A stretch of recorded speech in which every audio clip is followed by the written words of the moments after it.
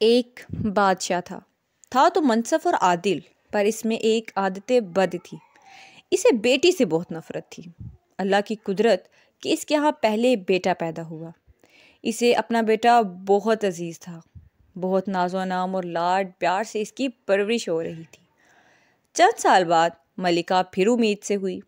ولادت کے دن قریب تھے، لیکن بادشاہ سلامت کو کسی دوسرے بادشاہ کی دعوت پر ملک سے باہر جانا پڑا۔ جانے سے پہلے بادشاہ نے ملکہ کو حکم دیا کہ میں کہیں باہر جا رہا ہوں، اگر میرے آنے سے پہلے ولادت ہوئی، لڑکا ہوا تو ٹھیک، لیکن اگر لڑکی ہوئی تو اسے ہلاک کر دینا۔ بادشاہ چلا گیا۔ چند ہفتے بعد اس کے ہاں لڑکی کی ولادت ہوئی۔ اولاد ماں کو بہت پیاری ہوتی ہے۔ ملکہ رونے لگی کہ اے اللہ، میں کیا کروں؟ ولادت کے وقت ایک دائی موجود تھی جو ملکہ کی حالت زار دیکھ رہی تھی۔ اللہ نے اس کے دل میں رحم پیدا کیا۔ اس نے ملکہ سے کہا، اے ملکہ، آپ دل چھوٹا مت کیجیے۔ میں یہاں سے سب کے سامنے بچی کو ہلاک کرنے کے بہانے لے جاؤں گی، پر میں یہاں سے اسے اپنے گھر میں لے جا کر پالوں گی۔ اگر آپ کسی طرح سے بچی کے لیے خرچ وغیرہ بھیجتی رہیں گی تو آپ کی بچی خوشحال اور آسودہ ہوگی، وگرنہ مجھے غریب کو جو نصیب ہوگی اسے بھی پالنے کی کوشش کروں گی۔ ملکہ نے کچھ سونا، چاندی، زیور وغیرہ بچی کے واسطے تھما دیے۔ بچیوں کو اس کے حوالے کیا۔ محل میں یہ بات پھیلائی گئی کہ دائی نے بچی کو لے جا کر ہلاک کر دیا ہے، جبکہ دائی نے شہزادی کو اپنے گھر لا کر اپنے پورے ناز و نم سے اس کی پرورش شروع کر دی۔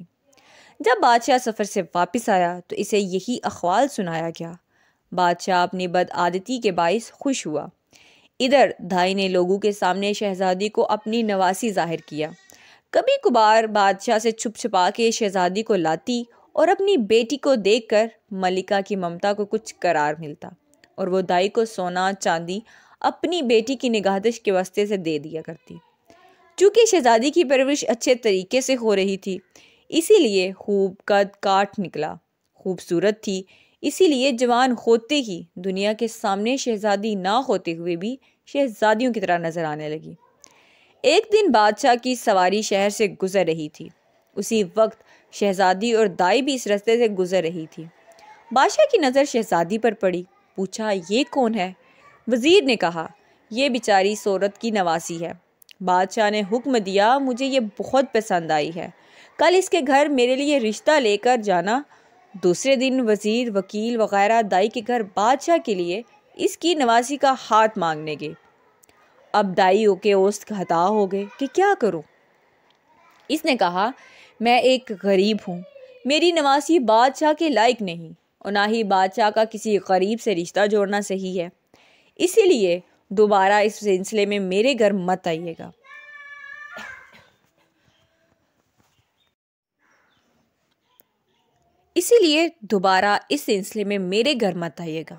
سب نے دائی کو بہت منت سماجت کی، لالچ، دھونس، دھمکی دی، لیکن دائی ٹس سے مس نہ ہوئی۔ تب بادشاہ نے حکم دیا کہ دائی کو پکڑ کے خوب سزا دو تاکہ وہ رشتے کے لیے مان جائے۔ سپاہی دائی کو پکڑ کر بادشاہ کے سامنے لائے اور انہوں نے اسے خوب پیٹنا شروع کیا۔ سپاہیوں نے دائی کو کپڑوں کی طرح نچوڑ کے رکھ دیا۔ بیچاری پہلے سے ہی 2 ہڈیوں پر تھی، اتنی مار برداشت نہ کر سکی اور بادشاہ کے سامنے چیخ پڑی، بادشاہ سلامت، یہ کوئی اور نہیں بلکہ آپ کی بیٹی ہے۔ میں نے اسے ہلاک کرنے کے بجائے لے جا کر اپنے گھر میں اس کی پرورش کی ہے۔ اب بادشاہ کو احساس ہوا کہ وہ کیا غلطی کرنے جا رہا تھا۔ خدا نے اسے گناہ عظیم سے بچایا اور وہ زیادہ غصے میں آ گیا۔ اپنے بیٹے یعنی شہزادے کو بلا کر حکم دیا کہ اپنی بہن کو جنگل میں لے جا کر قتل کر دے اور اس کی آنکھیں نکال کر گردن کا خون لا کر مجھے دکھا دے تاکہ مجھے یقین ہو جائے۔ شہزادے کو اس صورت یہ گوارا نہ ہوا، اگرچہ اسے اپنی بہن کے متعلق اب معلوم ہوا تھا، لیکن اسے پتا تھا کہ اس نے اسے قتل کیا ہی نہیں تو بادشاہ دونوں کو ہلاک کر دے گا۔ مجبور ہو کر اپنی بہن کو ساتھ لے کر جنگل کی طرف چل پڑا۔ جب دونوں جنگل میں پہنچ گئے تو بھائی کی محبت بہن کے لیے جوش میں آ گئی۔ بہن سے کہا کہ میں تمہیں یہیں چھوڑنے دیتا ہوں، اگر تمہاری قسمت ہوئی تو تمہیں درندے کھا جائیں گے، یا پھر تم بچ کر کہیں نکل جاؤ۔ دونوں بھائی بہن ایک دوسرے کے گلے لگ کر رونے پڑے۔ شہزادی آنسو بہاتے ہوئے گھنے جنگل کی طرف جانے لگی۔ آخری بار پلٹ کر بھائی کو دیکھا اور جنگل میں گھس گئی۔ اس کے بعد شہزادے نے ادھر ادھر سے ڈھونڈ کر ایک ہرن کا شکار کیا، اس کی گردن کا خون نکالا اور آنکھیں نکال کر لے جا کر بادشاہ کو دکھا دی۔ بادشاہ نے آئینہ منگوا لیا، اس میں اپنی آنکھوں کو اور اس کی آنکھوں کو غور سے دیکھا۔ جب اس کو یقین ہو گیا کہ آنکھوں کا رنگ ایک ہی ہے، تب اسے تسلی ہوئی۔ ملکہ نے کسی طور شہزادے کو بلا کر اس سے اپنی بیٹی کے متعلق پوچھا۔ شہزادے نے ماں کے سامنے سارا خوال گوش گزار کر دیا۔ ملکہ نے منہ آسمان کی طرف کر کے ہاتھ اٹھائے اور بیٹی کے لیے دعا مانگی کہ اے اللہ، تو میری بیٹی کی حفاظت کر، اسے اپنے امان میں رکھ اور اسے کسی اچھی جگہ پار لگا۔ اب آگے شہزادی کا قصہ سنیے۔ اس سے پہلے اگر آپ کو یہ ویڈیو اچھی لگے تو ہمارے چینل کو سبسکرائب کرنا مت بھولیے گا۔ شہزادی جنگل میں رہنے لگی اور بھوک مٹانے کے لیے جنگل پھل پھول بوٹے کھا کر اپنی وقت گزارنے لگی۔ اسی دوران بہت سا وقت گزر گیا۔ ایک دن کسی اور ملک کا بادشاہ اپنے لاؤ لشکر کے ساتھ اس جنگل سے گزر رہا تھا۔ شہزادی کے کانوں میں کسی گھوڑے کے قدموں کی آہٹ پڑی تو جلدی جلدی کسی گھنے درخت پر چڑھ گئی۔ اتفاقاً بادشاہ بھی آ کر اسی درخت کے نیچے ٹھہر گیا۔ درخت گھنا اور سائے دار تھا۔ ایک طرف اپنے گھوڑے کو باندھا اور درخت کے سائے میں کپڑا بچھا کر تھوڑی دیر سستانے کی خاطر لیٹ گیا۔ چونکہ اس کا منہ آسمان کی طرف تھا اور وہ اپنے خیالوں میں گم تھا، اس کی نظر درخت کے گھنے پتوں میں پوشیدہ کسی کھیت پر پڑی۔ وہ اچھل کر کھڑا ہوا اور بلند آواز سے کہنے لگا، تم جو بھی ہو اپنے آپ کو ظاہر کرو، میں تمہیں کوئی نقصان نہیں پہنچاؤں گا۔ اس پر شہزادی نے کہا، اے مسافر، میں ایک لاچار لڑکی ہوں، اور کسی نہ کسی طریقے سے درخت سے اتر گئی۔ جب بادشاہ نے شہزادی کو دیکھا تو پورے دل و جان سے فریقنا ہو گیا۔ جھٹ شہزادی سے کہا، میں ایک بادشاہ ہوں، اگر تم برا نہ مانو تو میں تم سے شادی کر کے تمہیں اپنی ملکہ بنانا چاہتا ہوں۔ اندھا کیا چاہے دو آنکھیں۔ شہزادی نے حامی بھری، وہ بھی ایک ایسا بندہ چاہتی تھی جو اسے عزت دے۔ بادشاہ خوشی خوشی شہزادی کو لے کر اپنے ملک روانہ ہو گیا۔ اپنے ملک پہنچتے ہی بادشاہ اپنے وزیر کے گھر جا پہنچا اور اس سے کہا، ایسا سمجھو کہ یہ تمہاری بیٹی ہے، میں کل رشتہ مانگنے آؤں گا اور شادی بیاہ رچا کر اپنی امانت یہاں سے لے جا کر محل میں لے جاؤں گا۔ وزیر نے اداب بجا کہا، بادشاہ سلامت، اب پوری طرح سے تسلی رکھیے، یہ آپ کی امانت ہے اور میری بیٹی، جب آپ کا دل چاہے اسے بیاہ کر لے جائیں۔ بادشاہ شہزادی کو وزیر کے گھر چھوڑایا۔ اگلے دن وکیل، قاضی بادشاہ کا رشتہ لے کر وزیر کے گھر آ پہنچے۔ وزیر نے رشتے کے لیے ہاں کر دی۔ جلد ہی شہزادی کو بیاہ کر اپنے محل لے آیا۔ بادشاہ اور شہزادی شادی سے پہلے بہت خوش تھے اور شادی کے بعد بھی، اور شادی پہ بھی بہت خوش تھے۔ اسی دوران بادشاہ نے شہزادی سے اس سے متعلق کچھ نہیں پوچھا تھا۔ چند سال بعد اس کے ہاں بیٹے کی ولادت ہوئی۔ بادشاہ بہت خوش تھا۔ اس نے شہزادی سے جو اب ملکہ بن گئی تھی پوچھا، اب جب کہ اللہ نے ہم دونوں کو اولاد نرینہ سے نوازا ہے، تم اب ایک بیٹے کی ماں بن گئی ہو، مجھے بتاؤ کہ تم کون ہو، کس کی بیٹی ہو اور کس جگہ سے تمہارا تعلق ہے۔ شہزادی نے کسی طریقے سے بادشاہ کو ٹال دیا۔ ماہ و سال گزرتے گئے۔ بادشاہ کے ہاں دوسرے بیٹے کی ولادت ہوئی۔ بادشاہ نے وہی سوال دہرایا۔ شہزادی نے پھر بادشاہ کو ٹال دیا۔ آخر کار ان کے ہاں جب تیسرے بیٹے کی ولادت ہوئی تو اس موقع پر بادشاہ نے شہزادی کی حقیقت معلوم کرنے کے لیے بہت دباؤ ڈالا۔ آخر کار شہزادی مان گئی اور بادشاہ کو حقیقت بنائی۔ بادشاہ نے جب شہزادی کو دکھ بھری کہانی سنی تو اس سے کہا، اپنے آپ کو تیار کرو، میں تمہیں تمہارے ماں باپ کے گھر لے جاؤں گا۔ شہزادی نے بہت منت سماجت کی کہ مجھے میرے ظالم باپ کے سامنے مت لے جاؤ، وہ مجھے قتل کر دے گا، لیکن بادشاہ نہیں مانا۔ آخر کار وہ مجبور ہو کر اپنی ماں باپ کے گھر جانے کے لیے تیار ہو گئی۔ بادشاہ نے پورے جاؤ جلال اور تمراق سے ایک بڑے لشکر کے ساتھ شہزادی اور تینوں بیٹوں کو بھیجا، لیکن خود سلطنت کی ضروری کاموں کی وجہ سے رک گیا۔ اپنے وزیر، وکیل اور قاضی کو شہزادی کے ساتھ کر دیا اور کہا کہ میں پہلی، دوسری یا تیسری منزل پر تم لوگوں سے آ کر ملوں گا۔ سب روانہ ہو گئے۔ شام ہوتے ہوتے انہوں نے پہلی منزل پر پہنچ کر پڑاؤ ڈالا۔ خادموں نے شہزادی کا خیمہ استازیہ کیا۔ تب شہزادی نے دیکھا کہ وزیر کا خیمہ بھی اس کے خیمے کے بالکل قریب کھڑا کیا۔ شہزادی نے وزیر کو بلا کر اس سے پوچھا، اے وزیر، تم جانتے ہو کہ میں ایک بادشاہ کی بیٹی اور ایک بادشاہ کی بیوی ہوں، تم اپنا خیمہ یہاں سے دور لگوا دو۔ وزیر نے کہا، ملکہ صاحبہ، بادشاہ ہمیں آپ کی حفاظت کی خاطر آپ کے ساتھ روانہ کیا ہے۔ اگر آپ یا آپ کے بچوں کو کچھ ہو گیا تو میں بادشاہ کو کیا جواب دوں گا؟ وزیر نہیں مانا۔ خیمے لگ گئے۔ رات ہو گئی تھی۔ تھکے ہارے لوگ سو گئے۔ وزیر کے دل میں کھوٹ تھا۔ آدھی رات کو شہزادی کے خیمے میں داخل ہو گیا۔ شہزادی آہٹ پا کر جاگ گئی۔ دیکھا کہ وزیر ہے تو اسے للکار کے باہر نکلنے کو کہا، لیکن وزیر آگے بڑھنے لگا۔ جب شہزادی نے دیکھا کہ وزیر کسی صورت نہیں مان رہا تو اس نے اپنے بڑے بیٹے کو وزیر کے سامنے کیا کہ تمہیں اس بچے کے سر کی قسم، اور اس طرح مت کرو۔ لیکن بد کردار وزیر آگے بڑھا اور تلوار نکال کر ایک ہی وار سے بچے کا سر دھڑ سے الگ کر دیا۔ شہزادی نے وزیر سے کہا، میں ایک پاک عورت ہوں، اس وقت بھی وضو میں ہوں، مجھے اتنا موقع دو کہ میں اپنے وضو کو توڑ کر آ جاتی ہوں، تب تمہارا جو دل چاہے وہ کرو۔ وزیر نے کہا، جاؤ اور جلدی آ جانا۔ شہزادی بھاگتی ہوئی وہاں سے دور ایک بڑی جھاڑی کے پیچھے چھپ گئی۔ وزیر کچھ دیر بعد اسے ڈھونڈنے نکل گیا لیکن ناکام رہا۔ صبح ہونے والی تھی تب وہ دوبارہ شہزادی کے خیمے سے داخل ہوا، بچے کی لاش کہیں دور دے جا کر دفن کی اور اپنے خیمے میں گھس گیا۔ صبح بہت دیر کے بعد شہزادی اپنے خیمے میں داخل ہو گئی۔ اپنے متقول بیٹے کو نہ پا کر رونے لگی۔ لشکر دوبارہ روانہ ہو گیا۔ چلتے چلتے شام تک دوسری منزل پر جا پہنچے۔ خادموں نے شہزادی کا خیمہ استازیہ کرنا شروع کیا۔ شہزادی نے دیکھا کہ وزیر نے آج اپنا خیمہ بہت دور کھڑا کروایا ہے، لیکن خدام و وکیل کا خیمہ قریب کھڑا کر رہے ہیں۔ شہزادی نے وکیل کو بلوایا اور کہا، تم اپنا خیمہ ہٹوا دو، یہ اچھی بات نہیں ہے۔ وکیل نے کہا، اے ملکہ، بادشاہ سلامت نے مجھے آپ کی ساز و سامان کی حفاظت کے لیے آپ کے ہمراہ کیا ہے اور تاکید کی ہے، اگر آپ کو یا آپ کے سامان کو کچھ ہو گیا تو میں بادشاہ کو کیا منہ دکھاؤں گا؟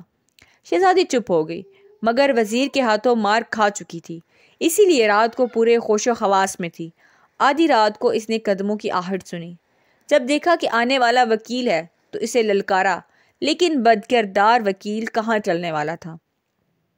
شہزادی نے اپنے دوسرے بیٹے کو اس کے سامنے کیا اور اسے دہائی دی، لیکن وکیل نے بھی تلوار سے وار کر کے اس کے دوسرے بیٹے کا سر تن سے جدا کر دیا۔ شہزادی بیچارگی سے کہا، میں پاک اور صاف اور وضو سے ہوں، مجھے کچھ وقت دے تاکہ میں خود کو ناپاک کر دوں، اس کے بعد جو تمہارا دل چاہے کرو۔ وکیل نے اسے جانے دیا۔ شہزادی خیمے سے نکل گئی۔ آج بھی شہزادی میں جتنی ہمت تھی نکل بھاگی اور آخرکار تھک ہار کر اپنے بڑے جھاڑی کے پیچھے چھپ گئی۔ وکیل نے اسے بہت ڈھونڈنے کی کوشش کی لیکن ناکام رہا۔ وکیل جلدی جلدی واپس آیا، مرے ہوئے بچے کو اٹھا کر کہیں دور دفن کیا اور اپنے خیمے میں جا کر سوتا بن گیا۔ جب صبح اٹھی تو شہزادی اپنے خیمے میں داخل ہو گئی۔ دیکھا کہ دوسرے بیٹے کی لاش بھی نہیں ہے۔ سمجھ گئی کہ بد کردار وکیل نے اسے ٹھکانے لگا دیا ہے۔ بیچاری کسی پر اعتبار کرتی تو کس پر، اسی لیے چپ رہی۔ لشکر پھر شہزادی کے باپ بادشاہ کے ملک کی طرف روانہ ہو گیا۔ آج شہزادی اکیلی ایک بیٹے کے ساتھ غموں کا انبار لیے اونٹ پر سوار تھی۔ جب تیسری منزل پر پڑاؤ ڈالا گیا تو جب وزیر اور وکیل اپنے خیمے شہزادی کے خیمے سے بہت دور کھڑا کر دیا تھا، وہ شرمندہ شہزادی کے سامنے آ ہی نہیں رہے تھے۔ حیران و پریشان تھے کہ جب بادشاہ کو پتہ چلے گا تو اسے کیا جواب دیں گے۔ آج جیسے ہی شہزادی کا خیمہ کھڑا کر دیا تو دیکھا گیا کہ قاضی اپنا خیمہ اس کے خیمے کے سامنے استازاد کرا رہا ہے۔ شہزادی نے اسے بہترن سمجھایا لیکن قاضی بدذات بھی ٹلنے والا کہاں تھا۔ جب رات آدھی سے زیادہ گزر گئی تو دیکھا کہ قاضی بھی خرما خرامی خیمے میں داخل ہو رہا ہے۔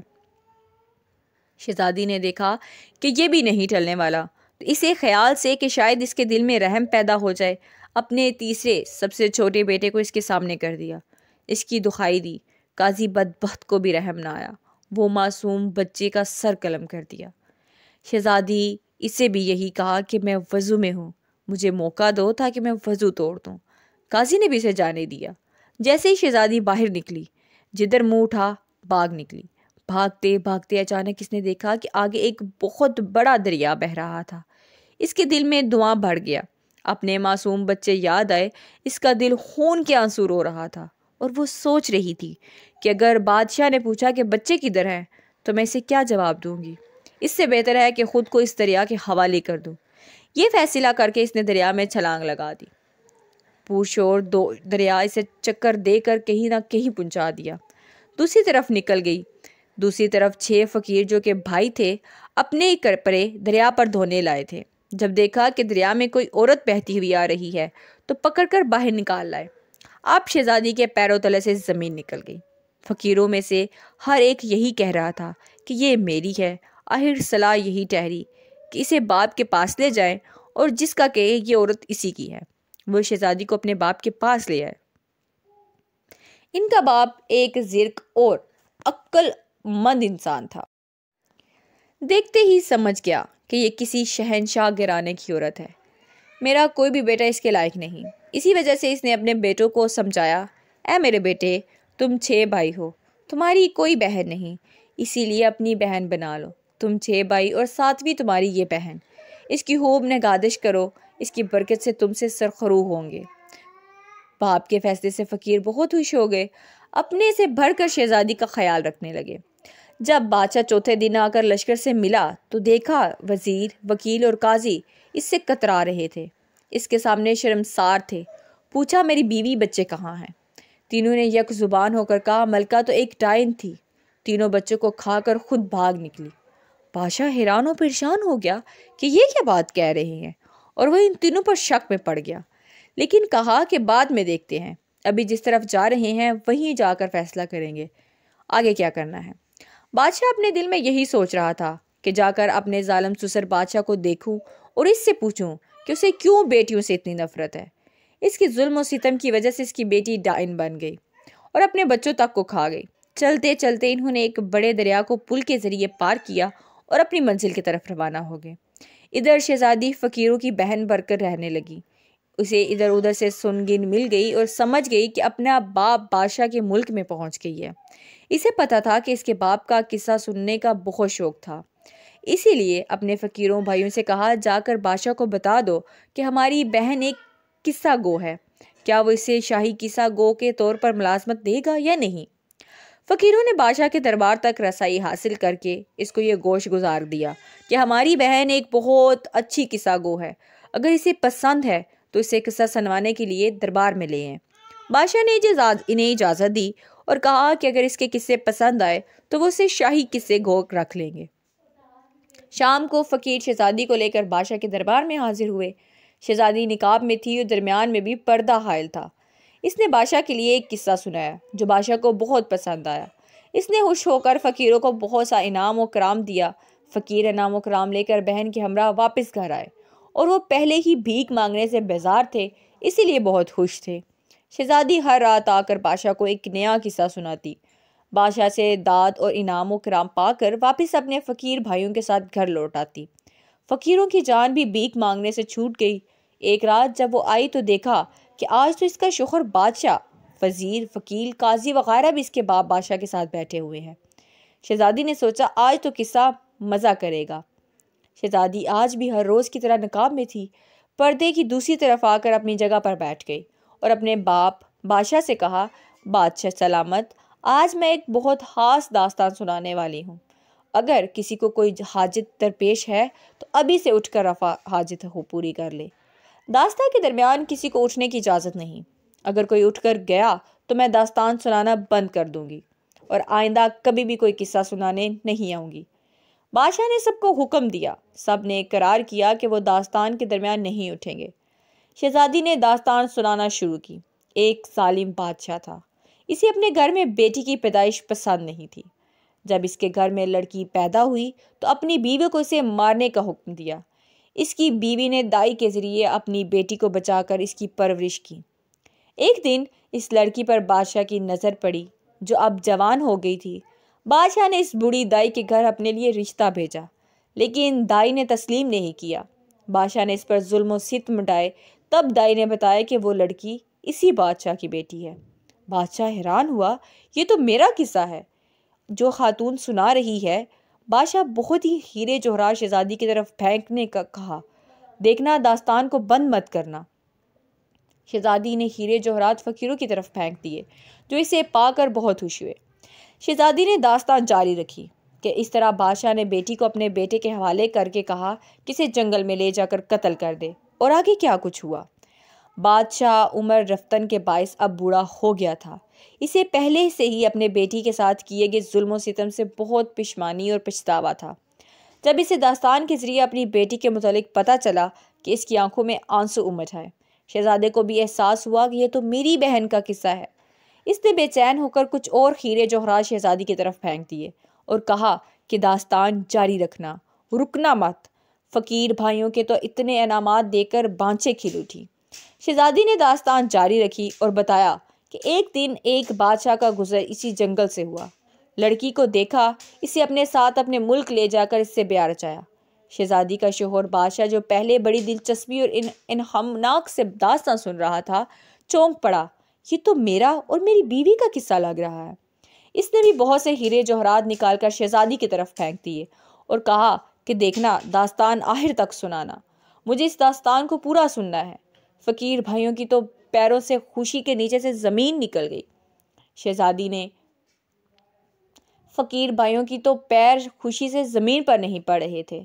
شہزادی نے داستان جاری رکھی، بادشاہ نے اس لڑکی سے شادی کی، اسی 3 بیٹے۔ شہزادی نے داستان جاری رکھی، بادشاہ نے اس لڑکی سے شادی کی، اس سے اس کے 3 بیٹے ہوئے۔ ایک دن بادشاہ نے اسے ان کی بیٹوں کے ساتھ اپنے وزیر، وکیل اور قاضی کے ہمراہ اس کے سسرال روانہ کیا۔ اب وزیر، وکیل اور قاضی کے اوسان خطا ہو گئے اور ایک دوسرے کی طرف شرمندگی سے دیکھنے لگے۔ یہ تو ہمارا قصہ ہے۔ بادشاہ نے کچھ اور ہیرے جواہرات شہزادی کی طرف پھینک دیے۔ فقیر بھائیوں کی خوشی کا تو ٹھکانہ ہی نہ رہا۔ پہلی منزل پر بادشاہ کا وزیر ناپاک ارادے سے اس کی طرف بڑھا اور اسے بدی کے لیے تنگ کیا۔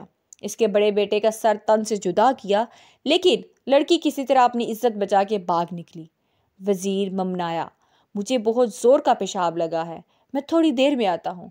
بادشاہ نے اسے ڈانٹ دیا، خاموشی سے بیٹھ جا، بدذات کہیں کے، اسی وقت تمہیں کیوں پیشاب آ رہا ہے؟ وزیر چپ کر کے بیٹھ گیا۔